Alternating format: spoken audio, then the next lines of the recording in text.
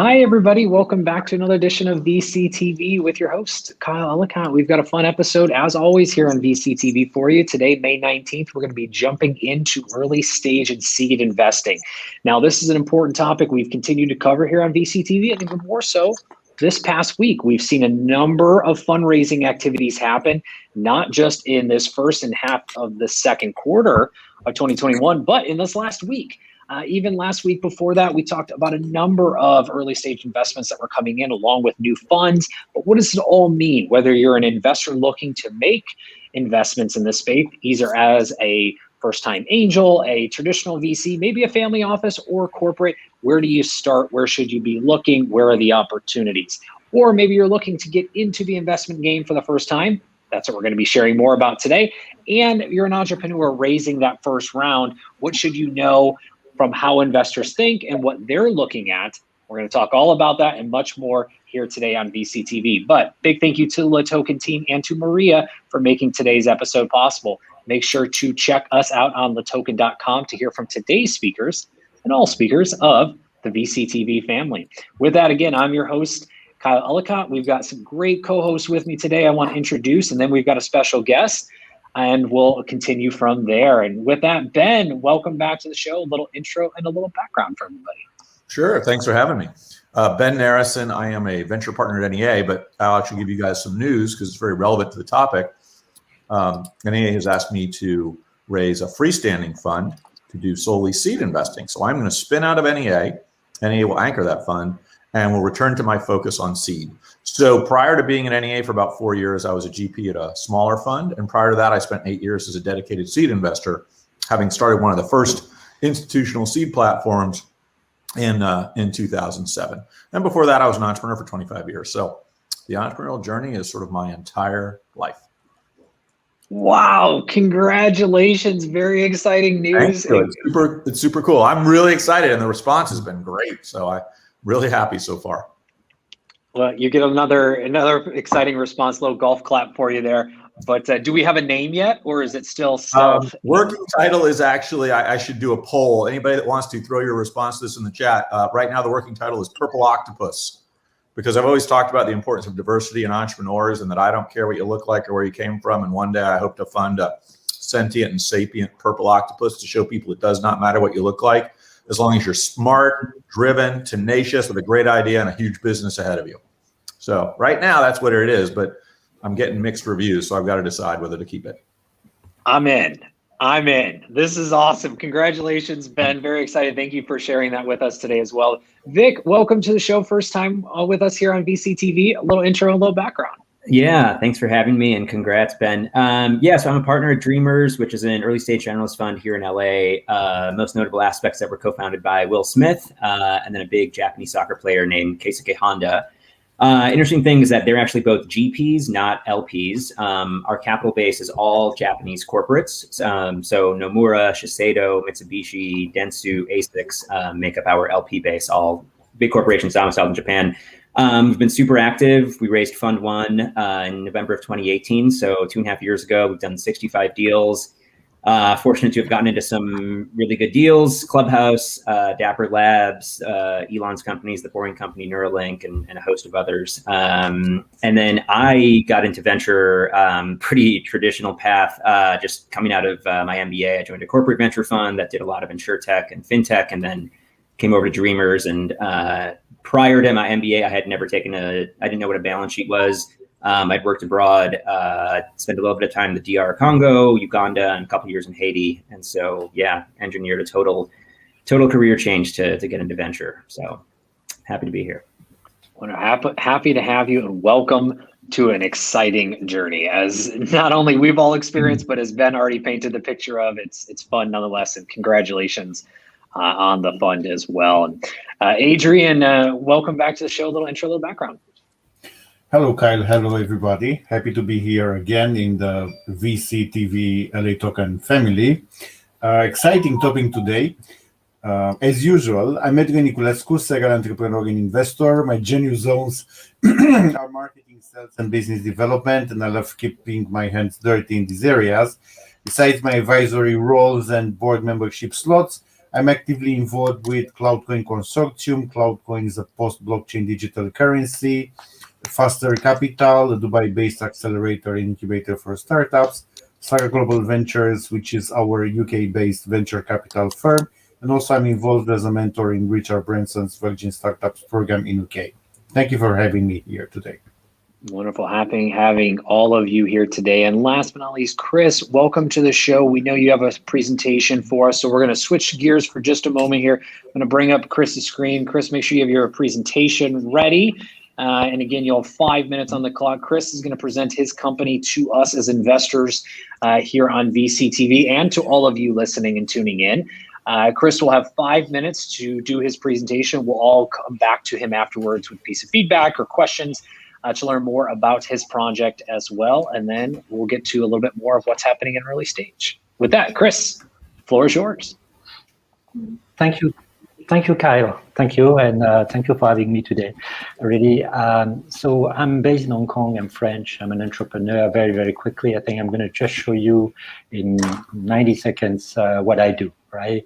And what business I am into within this presentation. So as I say, I'm an entrepreneur, always been an entrepreneur in traditional, let's say, brick and mortar business, and then into digital and jump really hard in the digital space about 12 years ago. So I have experience and been working in OTT advertising side as well, and I become an advisor as well for governments and some organizations in the region here. So in regulations and business transformation. So I'm today here to present, introduce, and hear from you all your comments and learn as well what will be your potential feedbacks that you could have on my business. I'm definitely looking for an investor, so here I go. My business called Ad Rewards and T-Coins. It's a very simple, straightforward business. We're solving a problem in the industry, which is in the advertising industry, on the what we call the skip ads. Today, when you watch video online, we all have this ad that we skip, which is a problem for the industry, and you're all aware of this, and you know very well what are the problems. So I will go quickly on that. So problems for everybody, and as we know, for you and me, it's annoying. For the publisher, it's less revenue, and for the advertiser, it's a very low return. So the solution, it's very simple. The solution is just to create a new equilibrium and then give to people, to you and I, rewards from watching, which give more revenue to the publisher, get advertising placement, and the advertiser higher return. So how it works, very straightforward again. When you watch an advertising, we reward you with our currency called T-Coins. So we did a test in the markets with our own OTT platform to 4.6 million people. And then that's why we decided to really go to completely agnostic and for anybody to be able to use this technology. And then when you earn your T-Coins, then you can spend them, and I will tell you later on how. Here we have a first clients and partner to go to markets. So it's called Dailymotion under the Vivendi group. So it's a French media conglomerate. So I can tell you later more about them. But here, what I'm going to show you is how it works and what is the experience. So this is an ad that you have in the video player by Dailymotion. And as you see, I didn't put any sounds, but as you see on the top left corner, basically, as the advertising run, your T-Coins also are running and increasing. So from what, if I skip the ads, then we first remind you, do you want to lose your T-Coins, yes or no? So if you skip, then you can come back to the ads and continue to accrue your T-Coins, so your rewards. And at the end of the video full view watch, then you will earn 100 T-Coins, which you can convert for prices, for bidding, and also for our coming crypto token. So this is the overall experience. So the idea was to completely gamify any advertising. So the pre-roll is really where we focus first.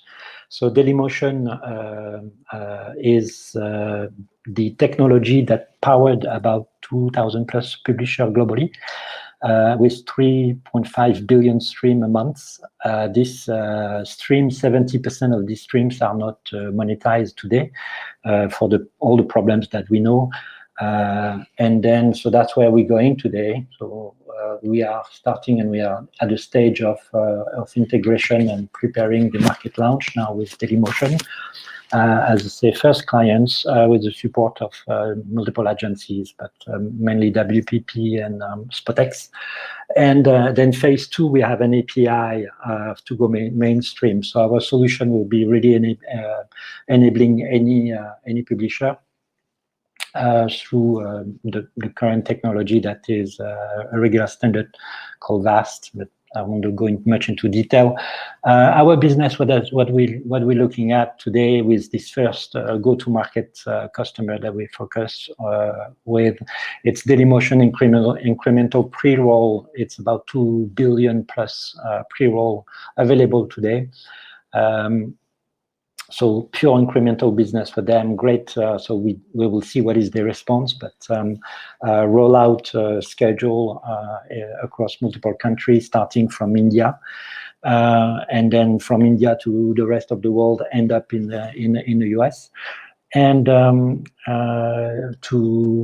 few numbers, as I say, 30 seconds full view ads video rates at 0.025. What does it mean in terms of business? So the DM pre-roll business size, it's about 600 million annual.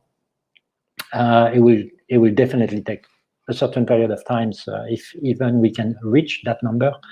But the pre-roll business size of Dailymotion, to give you an idea, on the global markets is only 1.6% of the video advertising global market. So it's relatively small. So we're looking at really going fast. There's many information that I wouldn't be able to really directly share here, because this is recorded as well. It's live and recorded, and will be broadcast later on as well.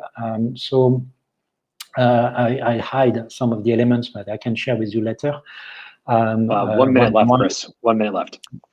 1 minute left. So business model, advertising revenue share, publisher, sequence distributions, and then product within our store. The market size, here we go. Thank you. So as I say, very, very simple and straightforward business. So here we're looking for not a seed investors. We're looking for really smart money. In my position, for operating the business has been built. The business is now going into the markets. We have that global partner that go first. So what I'm looking for is really an investor, and hear from you guys how a smart money will come and help me and assist me really to grow the business and give me the support to grow the business. So that's where I am today. Yeah. So just to clarify, are you raising capital, and how much are you raising again? I am raising right now 5 million. Okay. Yeah. Got it. Okay. Thank you very much. Focus on growth. Thank you. Yeah. Thank you, Chris. Let's start. Arena, welcome to the show, crypto superwoman herself. Any questions or feedback for Chris? Arena was backstage listening, Chris, so she heard most of the pitch, but want to have her start us off. Yes, and thank you so much, Kyle. I'm so glad I made it, and I apologize for being late. As I jumped in late, basically I had, I was reviewing the deck as the pitch was happening, which is really, I think, ended up being a really good thing. I would say that as I looked at the deck, it was really confusing to me what this is. Completely kind of like what is the product? I like the graphics. I like the short. I like the kind of the shortness of it, but I was really confused. And then we got to the proprietary technology expertise, And then that's where I saw it, that it's a reward advertising platform. Is this correct? Yes. Yes. Okay. So That's right. my suggestion would be to make sure to start with that, because that's, maybe just take that one middle slide that you have in the proprietary technology expertise page. Take that middle slide and make it your first maybe page, because you must start with what it is.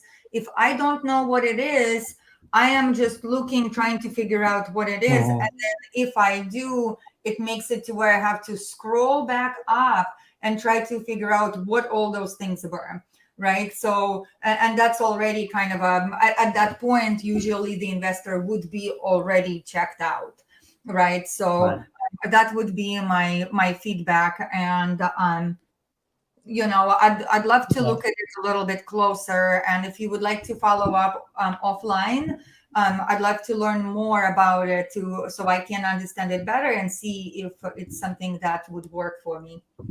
I'll make sure to connect the dots for everyone afterwards. So no stress on that, Chris or anyone else. Thank you, Irina. Very good comment. Ben, real quick, any comments, any questions for Chris? Yeah, I mean, I'm probably going to give you fundamentally comments and advice here. I started a web business in '93 and took that public in '99, took it private in '01. So I've spent a lot of time in the web. I've spent a lot of time in online advertising. I've made decent money, things like Fungal. This idea is not novel. Variations of this have been done many times before. And so I would encourage you to look to history to learn from people that have done other reward systems. Now you have obviously adapted the quote, the novelty of a coin, but there have been artificial reward systems for advertising pretty much since the 90s.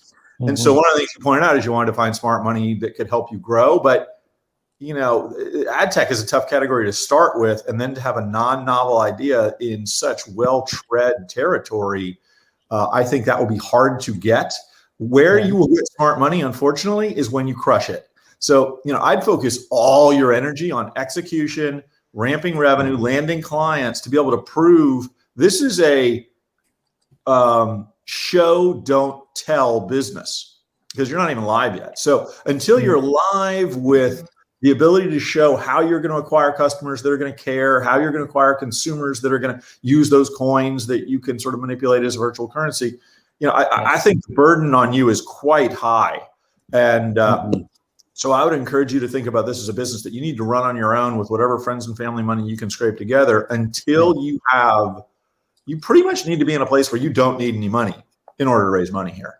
Because when you do this well, which you can, by the way, this can be a very nice business. It can be a very nice cash flow business. It's hard for me to see it as a great venture business.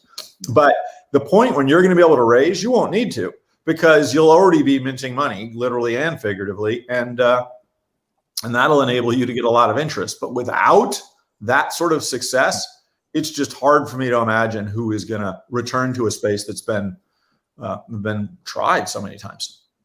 Yeah, and on that point, I'll just add real quick, competitive landscape. You didn't really talk much about where you are or how you stand out above the rest. And there are a number of players in this space that have tried and tried again.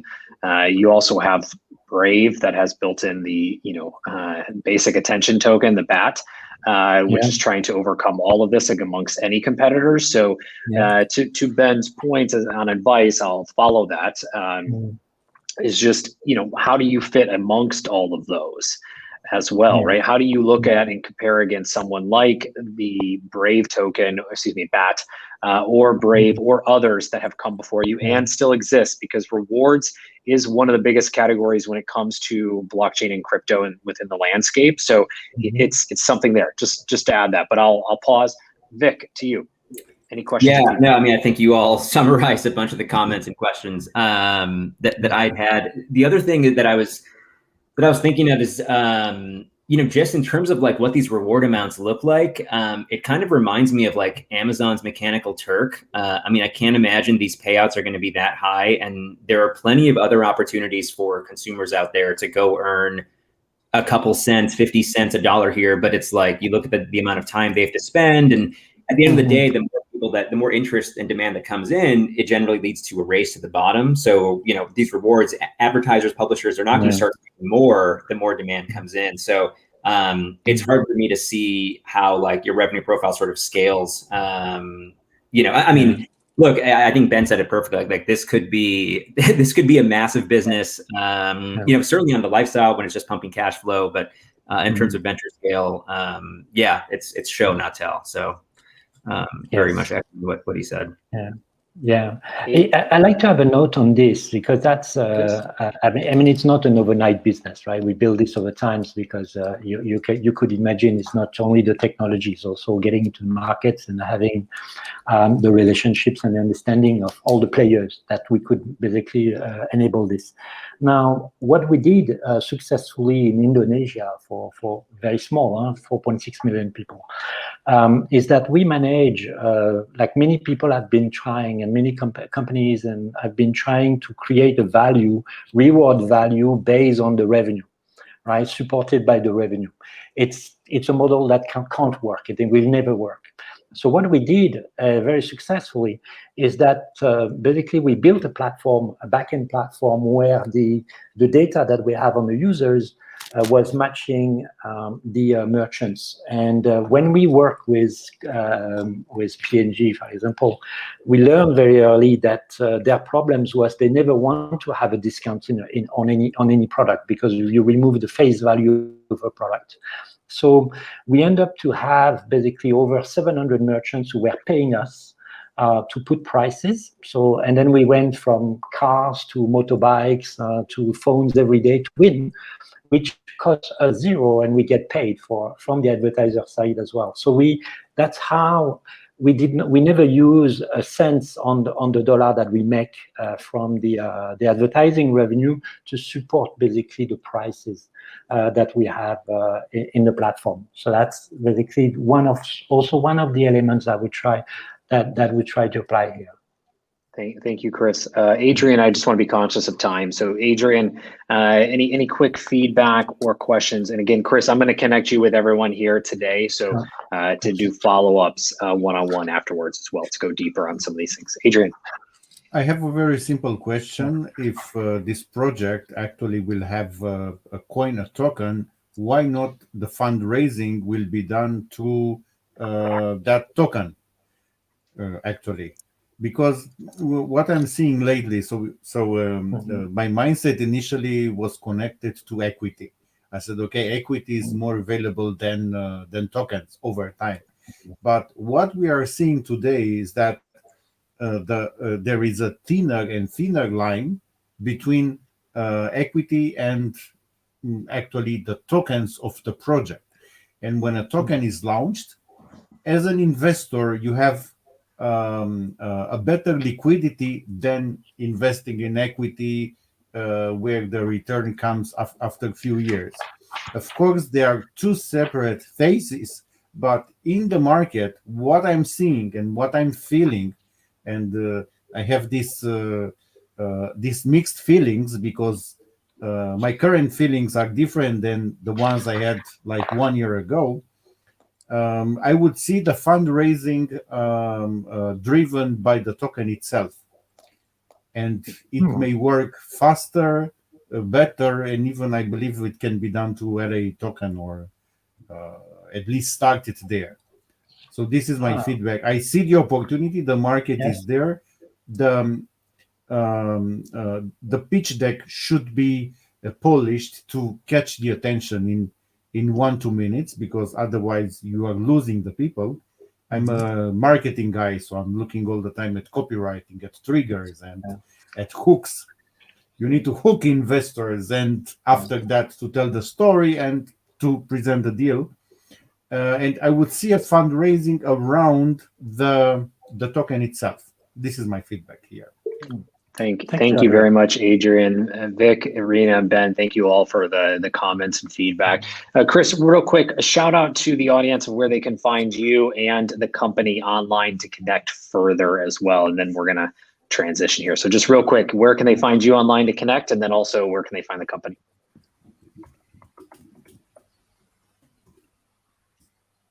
Oh, we may have lost Chris, so no stress. I will. Okay, so I'll share. soon we are in the same page on your side.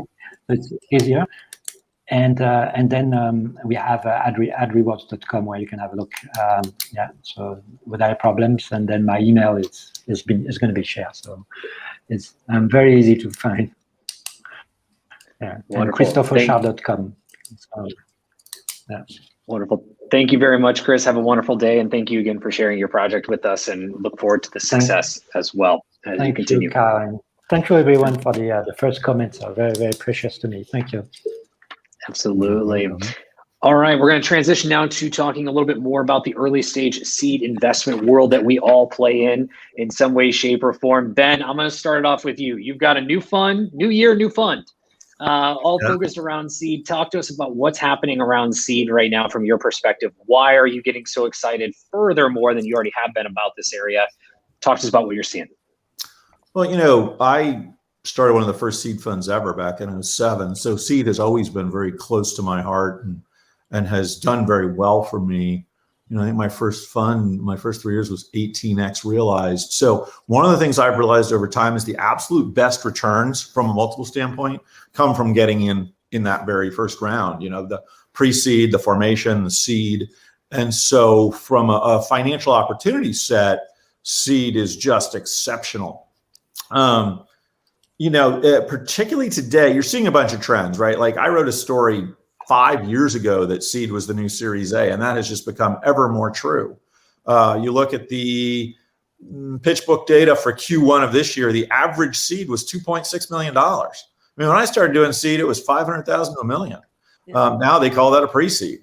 And they call, you know, I brought a deal into NEA in December that was a $10 million seed, while the pre-seed was $1.5 million. So, you know, getting there early is, I think, more and more important to return because, you know, what's happened is when the companies get exciting, they get really exciting really fast, and that pushes up valuations tremendously and deal size tremendously. And, you know, there's so much to talk about here. I mean, that also creates new opportunities for liquidity for early investors because historically seed investors had a longer journey than Series A investors. I would always tell entrepreneurs it's a 7 to 10 year journey, but that's from the A. And now it's often a 10 or 12 or 15 year journey if you're going to take some of this very, very high end late stage capital in lieu of an IPO. And so if you're in at seed, you got to add a year or two to that. So that is a long time to liquidity. You know, Cabbage, I invested in their first institutional round. It was 12 years before that got liquid. But what's happening now is that these rounds are so exciting and so oversubscribed that there is often an opportunity, if you choose, to sell into the private rounds. Now, this creates a quandary. You know, I'll give you an example. When I've looked at all my analysis, my best investments are always the first ones. Following on has not been a primary thing for me. When I've done it, it lowers my total return, but it returns more dollars. You know, I'm looking at raising a $50 million fund. It's a finite amount of capital. So my goal here is going to be one and done, right? I go in at the very beginning and that's it. I'm not following on with the fund. However, with the best and brightest, I will spawn SPVs with my LPs to take advantage of it. And I'll give you an example of why. And this also sort of helps you truly understand seed versus later stage investing. I funded a company 2 years ago, and they have raised an A and a B since. And because of my, you know, now that I'm starting a fund, I have a drive for liquidity so I can have a larger GP commit. I want to put as much of my own money as I can into this fund. So I was approached to sell my shares into a secondary. And I said no, but then I came back and said, you know, I do need money for the GP commit. So if you'll pay me a premium, I'll do it. So, you know, this is a company where I'm open-minded to be a seller because I'm being paid 42.5 times what I invested at. But I would also be open-minded to be an investor because I still think there's 5 to 10x from here. The difference is I'm looking for 40 to 100x plus.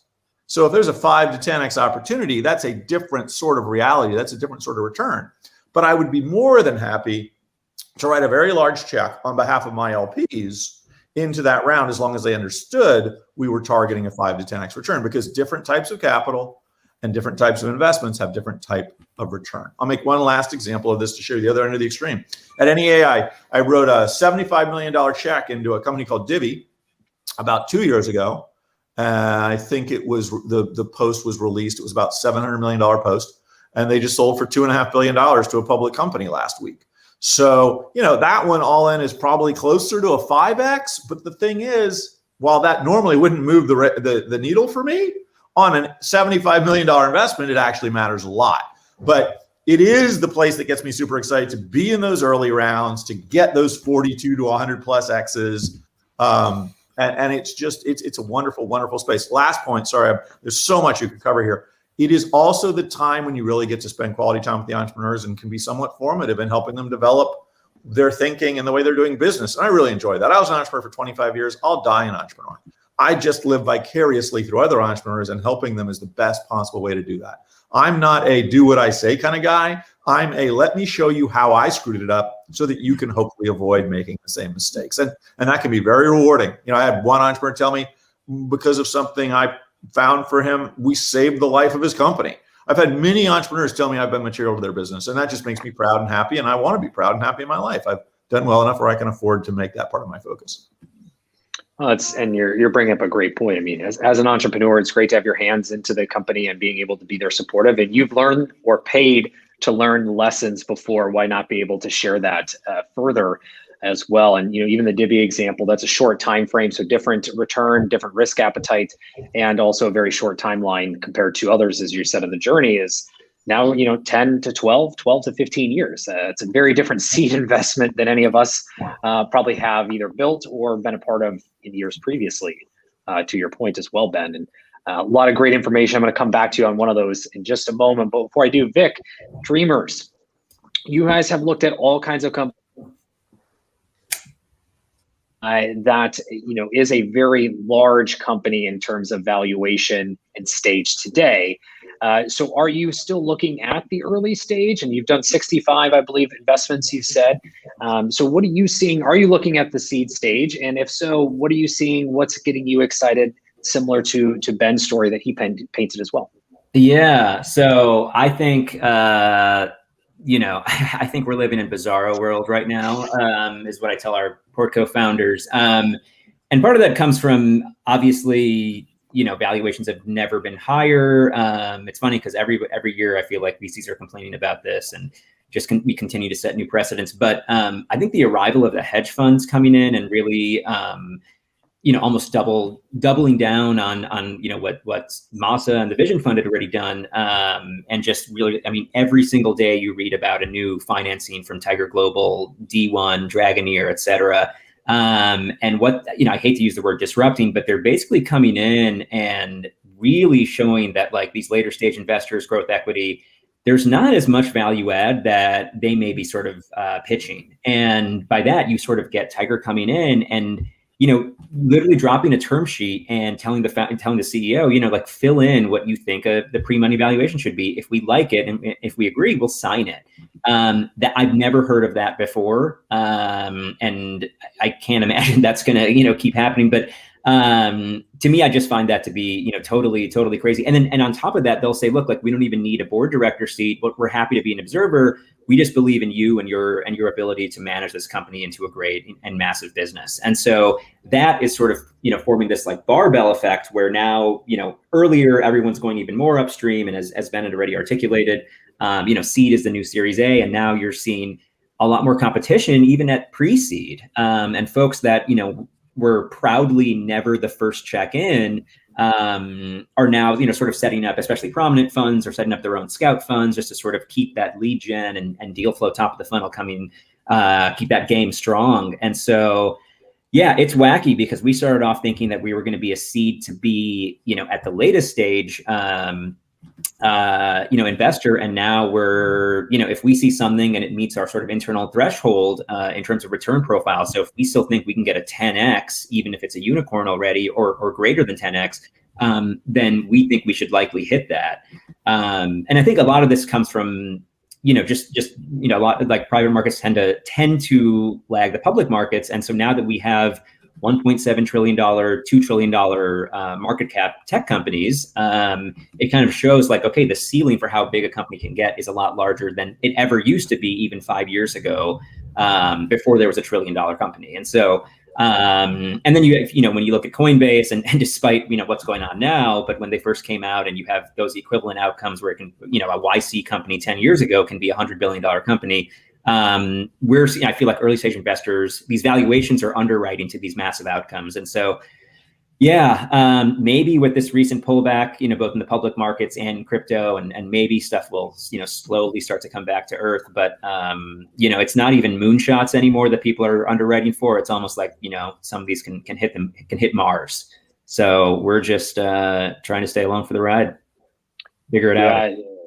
You brought, so just real quick on the Tiger Global, for those that don't know, they've got an amazing thesis that Vic pretty much just spelled out for us, and it's wild as to their thesis, but that's the type of fund that they are, very different from the average investor nonetheless. And I mean, to Vic's point, as the markets have pulled back, both public and also the crypto markets, as we talked about earlier today here on VCTV, we could see this slowdown. For me personally, I think we're about to rocket back up in just the amount of development that's going to happen, which is going to be a wild, wild, wild west for seed stage investing. Because, and Ben, I mean, both you and Ben are ready to comment on this. I'll just give my 2 cents, my quick 2 cents. That I just think that you're going to see a ton of development that has been lagging, that's ready to come true. Or you're going to see a lot of entrepreneurs second, third, X time over jumping in to start building something, and it's going to be built a lot faster. Therefore, you're going to see potentially pushing higher on those valuations as well. But TBD, second half of the year could be wild. We're about 2 weeks away from it. So with that being said, Irina, I'm going to come down to you real quick. I know Vic and Ben, go ahead. Ben, Ben's got a comment real quick. Ben, you got a comment. No, I'm good. Come back to me later.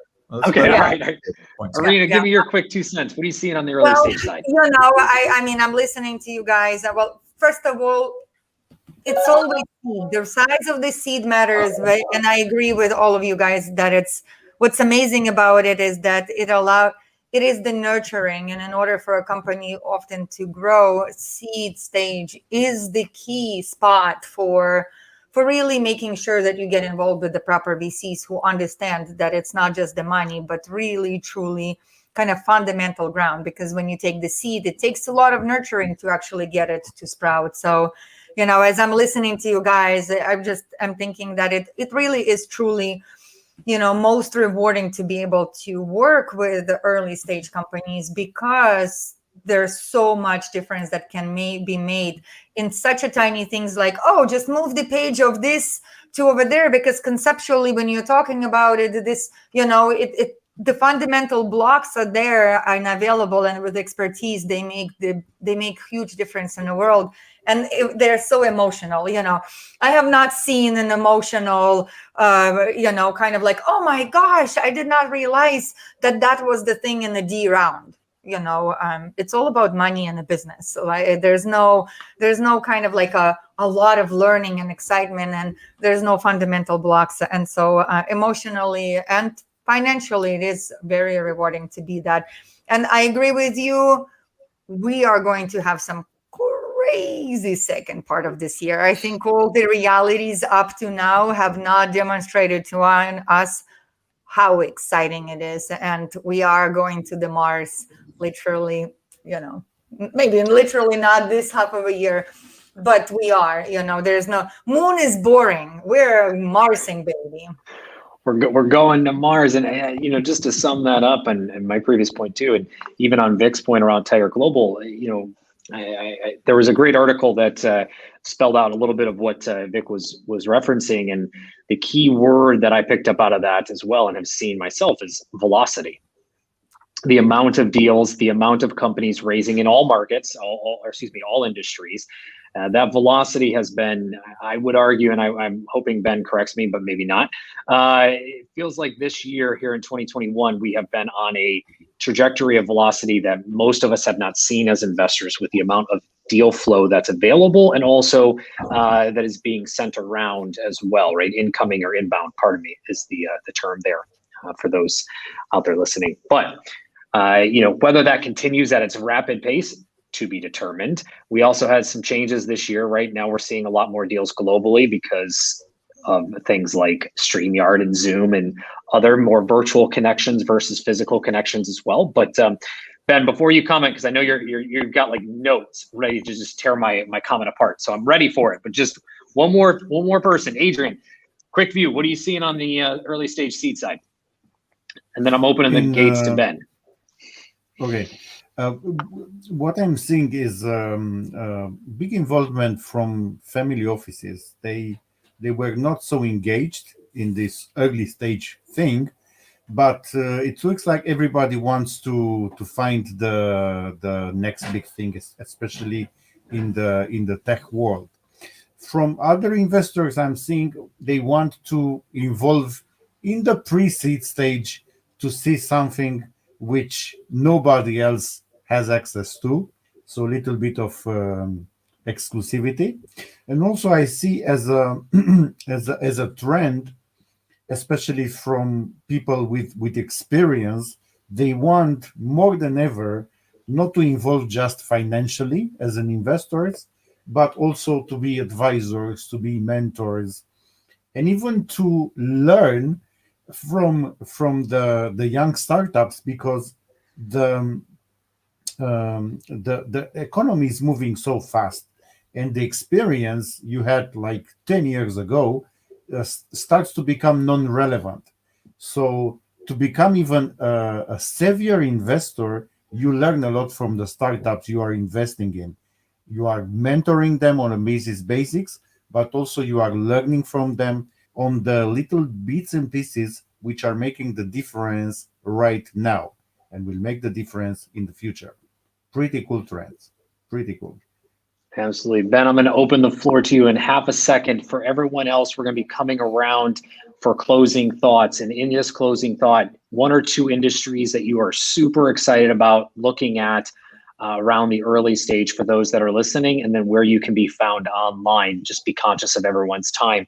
Ben, I'm going to open the floor to you for any additional comments, anything you want to continue on around early stage and seed. I think people have had great comments here. I do think we're going to see an explosion of entrepreneurship. I've been talking about that since the beginning of COVID. I think, everybody sits around and they make their predictions for what the future we're going to look like. And I had three. I think you'll see an explosion of micro entrepreneurship. And some of those things will turn into traditional entrepreneurship, and some of those things will turn into venture scale entrepreneurship. So, I love the fact that I can judge startups from around the world sitting in this library. I can see people from Estonia, Switzerland, Germany. All these are places where I've judged startup competitions. Austin, Texas, Miami. Like, it's just the opening of the funnel at the top is enormous. Now, I will say that the way I think about the world is very much rifle shot, not shotgun. I want to have the biggest possible funnel at the top. I'll work harder than anybody I know to make sure I see as many entrepreneurs as possible. So I'm going to see well over 1,000, close to 2,000 companies a year, but I'm going to fund 7 to 10. So huge top of funnel, tiny bottom. And I think the top of the funnel is just going to continue to grow and it's not going to be easier to access, but it's going to be easier to do first meetings because you can do them digitally. We talked about a lot of, like the difference in reality. You talked about Tiger. It's funny, I was on CNBC yesterday, and one of the things they wanted to talk about was sort of, Tigers now set the record for being in the most unicorns of all. I was like, well, that's because they got into the companies when they were unicorns. Like, that's not a record. So what? I have the record for buying more things that cost $10 than anybody else because I bought things that cost $10. What's amazing is when you invested in the beginning. I've got at least 6 unicorns and I funded them at PowerPoint. Okay, that makes me proud. Like, momentum investing is a great thing. I've never been, bottom line, I think it's a great way to make money, but I've never been impressed by it. It's like, you can buy something that's already skyrocketing? Good for you. Try to find them when they're just lying on the ground, not yet built out of sticks before they launch for Mars, as I think Vic said, which is, by the way, the right answer. The moon is definitely not big enough. You want to go for massive, massive, massive. And the last point I'll make from ripping off, I can't remember who was talking about Irina, you were talking about sort of the importance of involvement early on and all the different things. I've always believed that venture style investing, and I still pursue seed as a venture style opportunity, is a blend of art and science. And the earlier stage you are, the more art, and the later stage you are, the more science. And Kyle, you talked about this like at the Series D, it's show me the money, man. Like I want to see the numbers. I want to project out from that.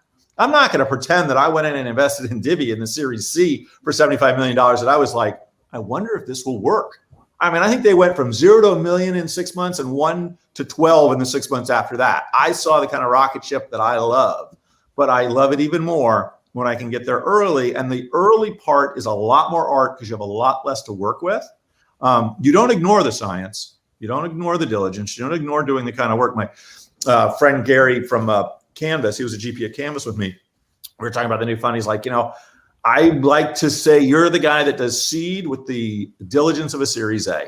I do think that when people are thinking about seed investing and doing it well, spray and pray almost never works. You're not going to get into the round that's going to make the fund. If I get Facebook, it'll be fine. The most famous angel investor in the world got into Facebook, and he was the only angel there. And he got to put in like 25 or 50 grand. So explain to me why you're going to get into that round, separate from the 300 companies he funded, of which 295 failed, right? So focused, do the work, bring expertise to the table, invest in things that you can learn about or understand at a level that, if you don't know what you don't know, you should not be looking at the category. I've looked at Bitcoin for 8 years. It's funny you're talking about the rise and the shifts of digital and where will that go? Just this morning, my son was pounding me, buy Bitcoin, buy Ethereum. I was like, it's just not my gig, man. I'm not a speculator. I'm an investor. And right now, digital currencies, to me, it's all speculation. And that's a different kind of investing that I choose not to pursue. And that's okay. Everyone has their own risk profile, their own investment profile and appetite as well. So just for the audience listening, understand that it's okay what you want to invest in. As Ben said, invest in what you know. That's okay. And I will make one last comment. My son reminds me, I remember this. Invest what you can afford to lose. When I started off doing seed investing in 2007, I took a certain I basically said, I'm willing to risk this percentage of my net worth. And I put it aside, and I promised not to put any more money in that box. Now that's worked out exceptionally well. I've recycled 100% of those proceeds over and over again, and it's grown tremendously. But the other side of success in venture style investing is absolute, complete, and total loss. A zero. And a zero can come at any time. I've had a company that ran all the way up to 50 million in revenue 6 years later and sold for nothing but the debt, and I lost every penny. I have a lunch that an entrepreneur bought me that cost me $147,000 because, again, lost every penny, but he bought me a thank you lunch. So, zero is an option every time you make a venture investment, and you've got to truly understand that. And liquidity does usually take a long time. So you've got to be able to bear. It's not just money you can afford to lose. It's money you can afford to be without. Because while, yes, there's a lot more opportunities for liquidity when the companies are truly cream of the crop, if you end up with a middle-in portfolio, nobody cares and no one's buying that from you. And whatever you marked it to market on in the last round is irrelevant when nobody's in the market to buy it. So understand the risk, understand the illiquidity, and don't play with money you can't afford to lose. Great advice. Ben, I'm gonna leave you for last for an industry and a call out of where everyone can find you. Adrian, we're gonna start with you. Industry you're excited about at the seed. Where can everyone find you online to connect? Of course, I'm very excited by everything related to crypto, blockchain, post-blockchain technologies, and fintech. And I'm looking at a lot of projects in the areas, and also I'm looking at marketplaces in different verticals, and some of them having also tokens attached to them. So a little bit closer to what I just said, blockchain and crypto. I can be found on LinkedIn, Adrian Niculescu, of course. I answer to all messages, not all the time immediately. Thank you very much for having me here, and can't wait to come back and contribute. Thank you very much. Thank you. You as well, Adrian. Thank you. Arena, you're up next. Oh, I muted as you guys trained me so well on the Zoom, but the sound is so much better. I'm really bullish on early stage space. and because it's highly undeveloped and there's just so much opportunity. And just to clarify, not launch companies. We are definitely oversubscribed, and assuming that we continue traveling by burning fuel, and we have plenty of launch companies that are doing that. But I'm definitely bullish on that. What's been capturing my attention lately more is kind of like an alternative, maybe physics. So some of the projects that are breaking the laws of physics, but that's just for me. So viewers, if you do have a project that breaks the laws of physics and proves that there's a new way to either travel and do or other things, I'm highly interested in that. So and of course, crypto is going, and biotech to me is having a lot of development. And as of recently, a new category is arrived, and it's called anti-tech. And so anti-tech, there are a couple of projects that I've been able to find that truly categorize into that tiny little image. And so I think that we're going to see a lot of growth in that industry as well. And you can just Google. There you go. Thank you very much, Irina. And I will second a few of those: space outside of launch companies, blockchain, including DeFi and decentralized applications. Would love to hear from you. Vic, you're up. Yeah, so the sector that we're extremely excited by is pretty much all of anything surrounding the creator economy. As we've noticed, digital media has changed drastically over the last decade. In China, you have minutes watched in live streaming now exceed minutes watched in all forms of TV combined. And this, that's just one example. In the US, people under 25 are spending more time watching Twitch and YouTube live than all forms of TV.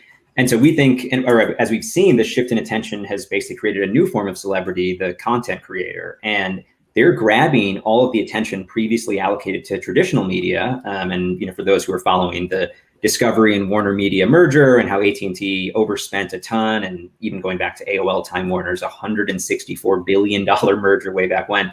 And basically, it's like this is just totally changing the video paradigm, consumer habits, and most significantly, consumer spending. And this market opportunity is growing so fast, globally, virally, and organically. And we're just incredibly bullish. And right now, I think it's the picks and shovels and the infrastructure that are going around building sort of the payment platforms and, the community sort of aspects around it, CRMs, how to do these events and build community.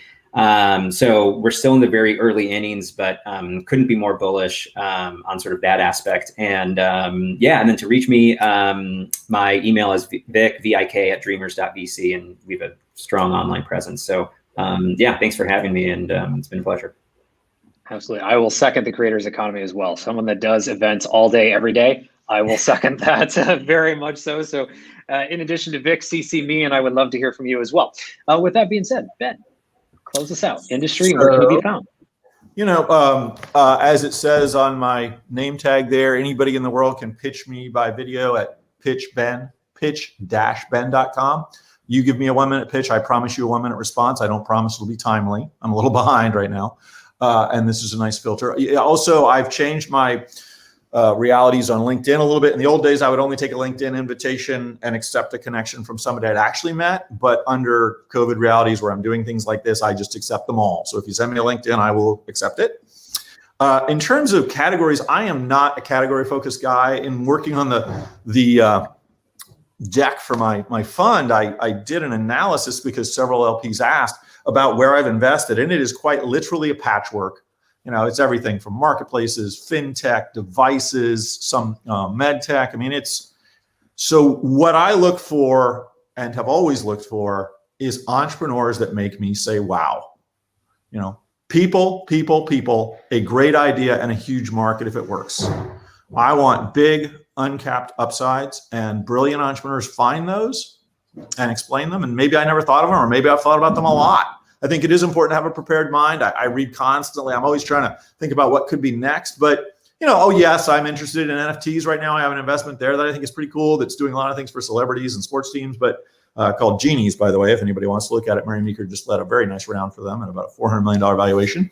And they've got deals with multiple celebrity groups and sporting groups, but neither category of which is particularly something I follow, but I was excited for them. So, I think opportunities can come from anywhere. Industrial space. I mean, it's all about the founder. I am super founder centric. I want the founder that has a vision that's amazing. And in a perfect world, when entrepreneurs come to me when things don't work out and say, what's hot now? My response is usually that's the wrong question. Because if it's hot now, it might be too late for you. You want to figure out what's going to be hot later. And you figure out what's going to be hot later by figuring out what's true for you in your heart and the set of opportunities that you've seen, and seeing a version of the future that others might not have or might have undervalued. There's construction tech is going crazy right now, but Tui Quartermanch, who started Procore, spent 12 years bootstrapping to get there. I started looking at construction tech 6 years ago and thought it was just about to tip, and now it's tipping. So, there's a lot of categories, but it's all about the founder, and the founder is what I care about pretty much beyond all else when it comes to this business. Wonderful. Thank you very much. Great words to end on. Thank you, Ben, Adrian, Irina, Vic as well, and Chris for sharing his company earlier with us today. And to you, our audience, for tuning in. If you like what you heard, make sure you click subscribe, like, and share today's episode. Check out the archive on LATOKEN.com to hear from today's speakers and all speakers of the VCTV family.